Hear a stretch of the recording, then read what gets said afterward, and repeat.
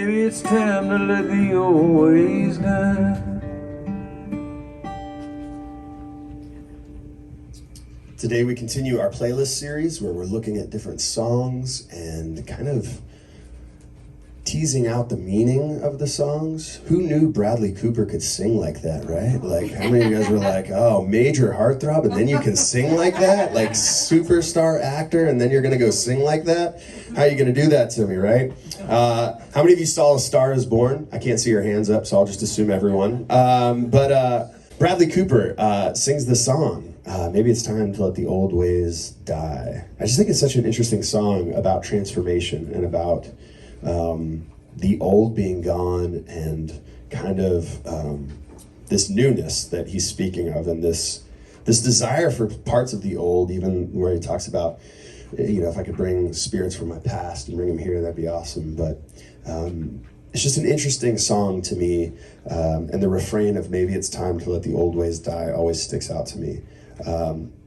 Yeah, if you don't know, this is a picture from A Star Is Born, where he and, next slide.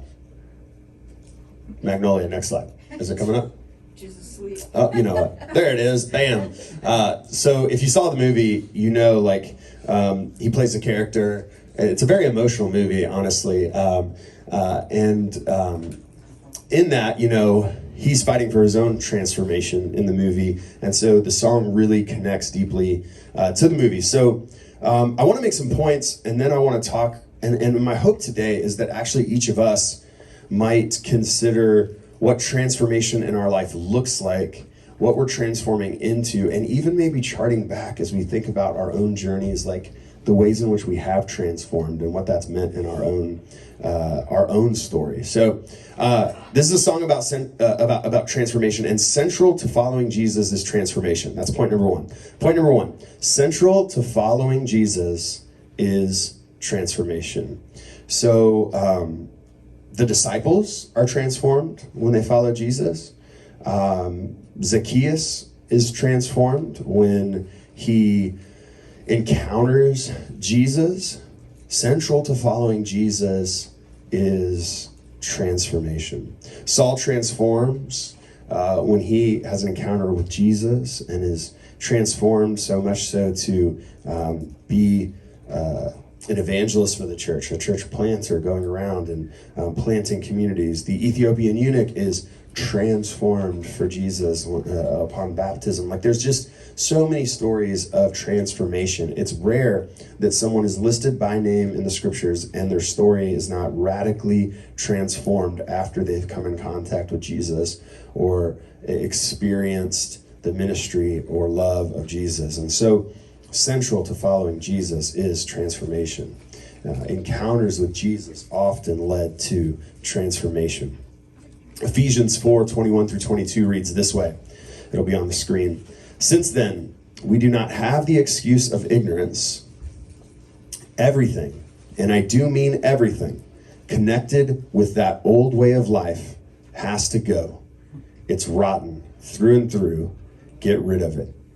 This is the Message version. I really like this version, though. It's like this idea that, like, everything to do with that old way of life, it's got to go. And I think point number two is everything is reframed when we discover the love of Jesus. Like, everything in life is reframed when we discover the love of Jesus. It reorients everything, not just our actions, but the spirit behind our actions, like from the inside out. That's what this passage is saying, that from the inside out, everything is being transformed. We can't, our way of seeing the world is completely renewed. Our way of seeing one another is completely renewed. We are handed an entirely different way of loving. The way of Jesus shows us that in the end, self-sacrificial love wins out. So we leave the old. And then Ephesians talks about the new. And here's what it says in Ephesians 4:23-24. And then take on an entirely new way of life, a God-fashioned life, a life renewed from the inside and working itself into your conduct as God accurately reproduces his character in you. I like that last line, like God's character being reproduced in you. Now, here's the deal. That could be incredibly harmful depending upon the views of God that you have, right? If you believe God's character being, renewed within you is connected to, you throwing lightning bolts at people, then yeah, that's going to be you're going to be a great person. And some people, that's how they interpret their faith. But we see Jesus as fully representing God. Like the character, the ministry, the life of Jesus shows us what God accurately looks like. And so in that vein, point number 3, the character of Jesus is within you and transforming you toward love. The purpose of the ministry of Jesus is love. God is love, is what the scriptures tell us. And so we are being shaped in our character, being transformed toward love. This is our purpose, to grow in love. Love for God and love for one another. So, have you ever considered your faith journey and marked your transformations toward love? So often when we mark our faith journey, or we do kind of the trajectory of our faith journey, we think about the moment we first went to church, the time we went to summer camp, the time we maybe made a confession of faith, the time we were maybe baptized, or the time we became a church member at a particular church. And these are all great, right? These are all can be mile marker moments in our faith. But what if we saw our faith and the mile marker moments within our faith as the moments where we loved well, or where we unlocked a new way of loving, maybe is the way of thinking of it, right? Or a new understanding of seeing one another in a more loving way. Or maybe even the challenges in our life, the painful moments where we still chose to stand for love. If we consider those, that really reframes our testimony or our story or what God's doing within our journey, moving us toward love. So I pulled a few pictures, and I'm going to share my story. Now, here's the deal. I'm not going to share all of it. I could go much deeper. I could go into a lot more. I'm just going to share some just moments that kind of stood out to me when I thought about things that shaped me toward love, whether they were difficult things, good things, bad things, whatever. And my hope here is not that you hear my story and you're like, that's inspiring, and I'm just going to leave and be inspired today. My hope is that this week you would maybe do the same. Maybe get a notebook out and write down some of the mile marker moments in your journey. Not right now, but maybe when you have time to be alone and do it. Maybe pull pictures, if you're more of a visual person, of things that you can remember in life that really connected you to the idea of loving deeper, or leaving behind an old way of doing something. The moments in your life where you were like, maybe it's time to let that old way die and to step into something better. You probably have some of those in your life, and I would venture to guess in the day-to-day you don't reflect on it enough. You don't reflect on those moments and how much they've shaped you. And so it's good. This week, I hope you will take some time to do that. And maybe even share that with me or share that with someone else here. But I'm going to share with you now. All right, I'm going to show you a picture here. This is a picture of a church auditorium. Believe it or not, this church hired 22-year-old Justin. This is a mega church in Northern Virginia. And this church hired me as the high school youth pastor. Crazy, right? I think a church of 3,000 we had 50-some people on staff. I was the high school youth pastor there. I really loved being youth pastor there. It was a pretty amazing experience, actually. I was hired, and the youth group had gone through, I think, 4 youth pastors in 3 years. And if you don't know, that's really bad.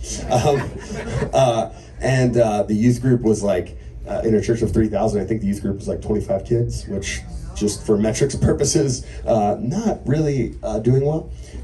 Within the first 9 months, we'd grown the youth group to 100 kids, but we had really created a system of, caring for kids. If you don't know, this was in Loudoun County, Northern Virginia, and Loudoun County was the highest average mean income the years that I was there, meaning the richest county in the nation. And so most of those kids, they really weren't all about the frills as much as they were, which we did have the frills, but we were finding the opportunity to really connect with students in a way that, many students just needed to have connection. Human connection is what we long for most, not stuff. And so even when we have the stuff, human connection wins out. And so we were reframing the youth group. My boss had not been hired yet when I got there. I was being supervised by another person. Then my boss got hired, and it was a real wild season for me for the next about 9 months, 10 months of not knowing what was going on. Like, I felt like I was living in an alternate universe because my new boss would curse me out and would tell me how terrible my ministry was and how in a church of 3,000, a high school youth ministry should be 300.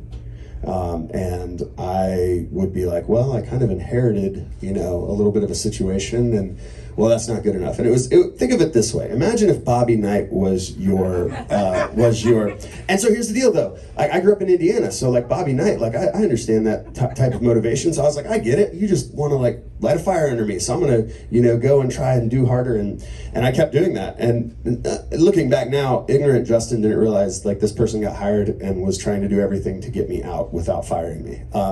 And so it was a really difficult season. And challenging, deeply challenging for my view of the church, because I experienced leadership that was really good in that church, and then I experienced leadership that was like incredibly toxic. It depended on the room I was in and the leaders I was with at any given moment what I might experience. And then I was put on probation and the point of my probation was that if I didn't grow the youth group to a certain size, in 90 days I was fired, which was really cool. Really cool when you're 23 years old and you're like, oh, so this is what I went to school for, to grow youth groups to certain sizes. Eventually, I initially signed that, and then I realized, well, if I accomplish this isn't the framework of values that I'm okay working under, and I left. But I share that story to share, like, there was a part of me while I worked here that was deeply shaped, my value system was deeply shaped by metrics and numbers, and that being a driver of success. Like that numbers and metrics and all of that was really deeply linked to my value and my worth because it was in this culture. It was deeply linked in this culture. We talked about attendance every single Monday in staff meeting, on the Sunday attendance, the attendance across the week over our kids ministry and our youth ministry and everything. What I remember most about this picture is two things. One, I left pretty broken, like not sure that I wanted to do ministry anymore. But then I also left with if I'm ever going back to ministry, I'm not taking this numerical form of success that I've been handed here, like with me. Like that way of seeing what success looks like has so much danger in it. And not to say, look, I say it this way sometimes, every number is a name, every name is a person, and every person like matters. And I would love to have a connection with a lot of people, right? So I'm not saying that numbers and having that doesn't matter at all, but I am saying when it is the central focus, it really damages a lot of the motives behind what you do. And when I left, it was a maybe it's time to let the old ways die moment. Like that. And I'm kind of thankful for it in some ways, because I got a crash course in 1 year and 9 months in how not to lead and how not to do things. And I initially, if you would have told me when I was walking away from there that I would in any way be thankful for my time there, I would have told you no way. I hated every moment of this, more from the standpoint of like, I hated the pain I had to go through. But the students that I met and the students that I still have long-lasting relationships with, it deeply expanded my ability to love well, and I learned so much. So even in our painful moments, we can see our heart move toward love, right? Now, when I left here, it was somewhat abrupt, and I didn't have anywhere to go, but I got an opportunity to go to Boston. And it was very abrupt, but for a summer I spent in Boston, and I lived in a place called Jubilee House. Brittany and I had just got married, by the way, before all this happened, so that was good timing to leave my job. So we went and lived in this house, Jubilee House, but like with 15 other people. It was like communal living. We would wake up every morning and do devotions together in the house. Yeah, that happened. No, you can go back. Whoever was the earliest riser, like someone had to be at work at 5, we would all get up to do devotions before that person left the house. That's how it works. So it was. Yes. Oh, yeah. Important note. This is the New Kids on the Block house in Dorchester, Boston. Yeah. And so yeah, the New Kids on the Block. Which room did we live in, Brittany? Jordan. We lived in Jordan Knight's room. No big deal. So again, I don't care about these things, but some people do. So if you do, now you know. Brittany cared about it. Brittany thought it was cool. So, hey babe, I quit my job and I'm getting paid hardly anything to work as a pretty much like a community organizer in Boston. But hey, we'll live in Jordan Knight's old room. So there's that. And you'll tell people many years later about it. All right. So one of the cool things about moving here, though, is Dorchester is like 90% African American, Dominican American, okay? And for you to know this, I grew up on a farm in Indiana. Like from 8 years old on, I grew up on a farm in Indiana. I grew up around a lot of racist ideas, and I had adopted much of them. Now, I want to be clear, like, we sometimes think of racism as like you have to, you know, be wearing a white hood to be a racist. And I think all of us in some way are guilty of some form of racism. We have mindsets and ways of seeing things that need to be renewed. And I think we're constantly, even, at least I'll speak for myself, I constantly need to be renewed of it, even when I think I've somehow arrived because I've read enough books or I've had enough experiences or, you know, I'm fighting for equality or I'm working for it. There's still parts of my mind and parts of my, you know, ways of seeing the world that need to be renewed. Well, this time at the Jubilee House and this time here was a time where I had a rude renewal of social issues. So I had never lived in a rough part of town. Let's put it that way, right? And we, as those who worked for the Boston Project, had to go through like training by the police before they would even let us go out, because like we had to learn like you don't hold your phone while you're walking because you're like a target for getting mugged. You don't wear headphones. You don't, like, there's just all these different things we had to learn. When you get off the T, which is the train station, and it's just you and one other person getting off, you see where that person goes, and then you go the opposite way, even if you have to double back because you're kind of a target for getting mugged. And like, you're just learning all these things about living in a neighborhood that you've never lived in before that are like crime related. And you're like, wow, this is like a whole different way of life. And then once you get into it, and initially that scares you, or that's like, that confirms so many stereotypes, right? And so, as I worked in this community, my primary job was that youth groups would come in on the weekends, or the weeks, for a 1 week like missions trip to Boston, right? So let's say you're a youth pastor, you're working with the Boston Project to plan a missions trip to Boston. Well, what are you gonna do while you're there? What projects are you gonna do? Well, my job was to find projects in Dorchester for them to do. So like I remember sitting down with a cancer patient who couldn't mow her lawn anymore. And every week a group would go mow her lawn. And then I'd be over here, meeting with different people in the community. One, it renewed my love for ministry, like connecting with people and helping people. But two, what I started seeing more and more as I connected deeper and deeper to the community, because you don't connect with people in the community without them being like, hey, you got to know this person over here. Hey, do you know this person over here? Hey, do you know this person? And before long, you've only been in a community for 6 weeks and you know so many people because you're knocking on doors, you're sitting down, you're hearing stories. And you start to realize like, whoa, so much that I've been taught to be afraid of is wrong. Like, this is not the way I should have, like, I should not be leading with fear entering into this community. I should be leading with love. I should be expecting the best of people, not expecting the worst. Because I'm always gonna find the worst if I expect the worst, right? If you're looking for the worst in a neighborhood, you'll find it. In any neighborhood, by the way, right? But if you're looking for the best, or you start to encounter the best and you start to see the best of a community, you start to be like, wow, there's so much here that I missed. And as I got to know some of the younger people working in the student program that the Boston Project ran, I realized, oh wow, if you're a person of color, you run up against a lot more ceilings than I ran up against to get into college. Like, that really shocked me, actually, how much of a challenge it was for many of those high schoolers as they were applying to college. So I saw racism up close. I saw inequality up close and inequity. And in my spirit, I was like, maybe it's time to let the old ways die.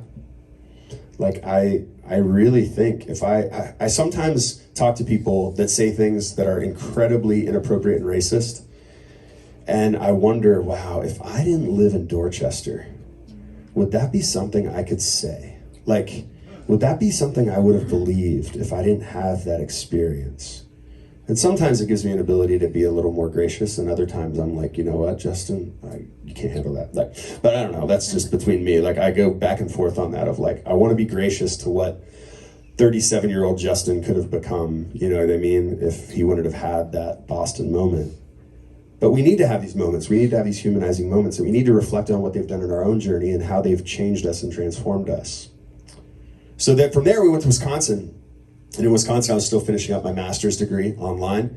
And I took a course in my master's degree on textual criticism of the Bible. So you can switch to the next picture. This is a picture of the Bible. The course was supposed to reveal to you the textual criticisms of the Bible and strengthen your faith in the Bible. That was kind of the goal.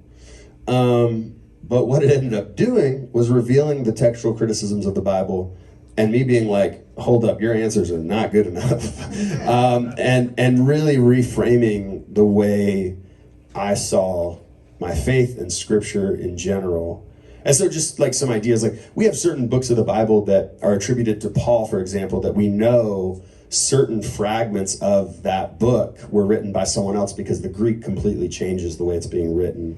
Things like that were like, I had been taught my whole life that the Bible is infallible and inerrant and perfect and without error. Just all those different ways that we talk about the Bible or have maybe been taught to talk about the Bible. And it's really a crisis in faith when you've been taught to see something without ever questioning its perfection and then realizing its deep humanity and humanness of the Bible, right? And for a while there, I was preaching the Bible and I wasn't sure if I believed in it, which if you've never done that before, that's really wild. To preach the Bible every Sunday and be like, I don't know if I believe anything I'm doing here. Like that was kind of like in the back of my head because I was really deep into my, I guess, master's program and just the questions that it had brought up. But what ultimately it led to was me coming to the conclusion that the Bible is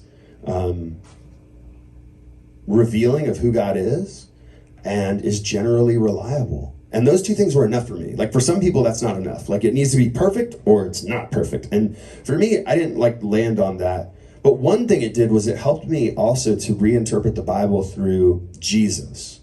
That I came to see Jesus as the central character of the Bible. Which seems like, well, duh, Jesus is the central character of the Bible. But no, I mean, that's not how I was handed the Bible growing up. And so it really did transform me. And I will say this, Greg Boyd was like foundational to me coming back to faith, or at least not losing my faith in that time. If you don't know Greg Boyd, I highly encourage you read some of this stuff if you're really into theology and like kind of deep topics. And I guess that season, it was like, maybe it's time to let the old ways die, that I used to read the Bible and grab hold of something new. And in grabbing hold of something new, like it gave me a much more loving ethic in my faith when I did that. All right, one more. We're gonna go back to the picture of Bradley Cooper and Lady Gaga, because this movie came out, and the reason I chose this song, this movie came out at the end of 2018. It was all the rage when it came out. Maybe you remember. It was pretty popular. And I think it was early 2019 that I found the soundtrack or listened to the song. I think Brittany and I might have watched it. And the song, Maybe It's Time, really like stuck out to me. I was going through a season at that time where my license was in the process of being removed by the BIC. And I think I might have listened to this song almost daily as like this internal anthem of sorts of like, maybe it's time to let the old ways die. Like maybe that's what's happening here. Like maybe it's time to step into something new. Maybe you've been at those points in your life where you're like, I don't really want to let the old ways die, but it's kind of being forced on me. to let the old ways die, or I'm kind of at this crossroads. So sometimes it happens to us, sometimes it's something we bring upon ourselves, but transformation is God's way of bringing about the new in our life. And I've got one last image for you to reflect on, and I really want you to reflect on this image as hopefully this week you actually take this and practice it. You maybe write out, 5 things in your life or 10 things in your life that were transformational. But this next image is of a kid holding a shell. Now, this analogy is something I've used in my life at various times. But imagine being a kid on the beach, and you're running around grabbing shells like most kids do when they're at the beach, and you're finding all the coolest shells, and you're gathering the shells, and before long you have like 2 handfuls of shells, right? Like a kid does, right? And you're just running around, and then you see this, like, the best shell, right? But you're like, I can't pick it up. I don't have any more space left in my 2 hands to put this shell. It can be painful for that kid to let go of a shell to make room for a new one, right? It can be painful to let go of a shell. It can be painful to say, maybe it's time to let the old ways die. Like, I think of this sometimes in a joyful tone of like, yeah, maybe it's time to let the old ways die. Like, that's a good thing. And then other times I think of it deeply painful, like maybe it's time to let the old ways die. Oh, it's gonna hurt so bad to let the old ways die. It can be both, right? It can be freeing and renewing to step into that new thing. It can be terrifying. It's painful to let go, but maybe in letting go of the old shell, you grab hold of something new that's better. God is giving us opportunities to step into the new and to let the old ways die all the time. May we receive these opportunities and be made new. Let's pray. Good and gracious God, you are doing new things all around us. God, you are forming our character into love.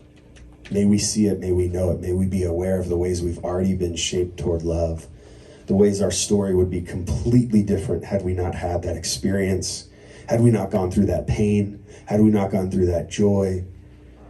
And God, the ways you're developing us into love, our character, our being, who we are.